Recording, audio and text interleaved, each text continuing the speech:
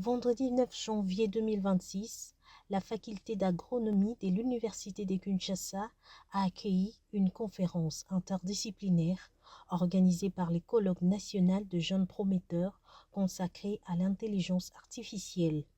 L'événement a rassemblé des étudiants venus de différentes facultés attirés par les enjeux de l'intelligence artificielle dans le parcours académique et professionnel. Les intervenants ont présenté cette technologie comme un outil capable de transformer les méthodes d'apprentissage et de recherche selon l'intention et la motivation de celui qui l'utilise. Joël Ndakesha a souligné que l'intelligence artificielle doit être utilisée comme un outil de recherche et non comme une simple source de réponse toute faite. Nous étions là avec Ambit de sensibiliser la jeunesse qui était là présente parce que nous avions remarqué qu'il y a un abus lorsque les jeunes gens utilisent l'intelligence artificielle.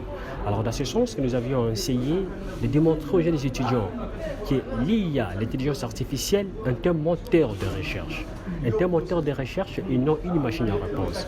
Parce que lorsque nous transformons l'intelligence artificielle en machine à réponse, cela crée ce qu'on appelle l'atropie de la pensée. Ça nous rend paresseux et ça affaiblit notre raisonnement.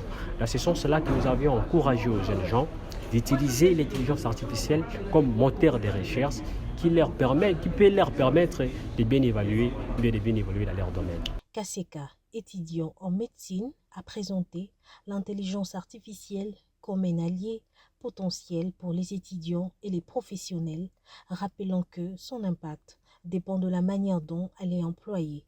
D'après mon intervention et selon les interventions des autres panélistes, j'ai fini par conclure que l'intelligence artificielle peut devenir notre allié au moment où elle nous sert d'un support des recherches sur plusieurs domaines de la vie auxquels nous donnons au quotidien.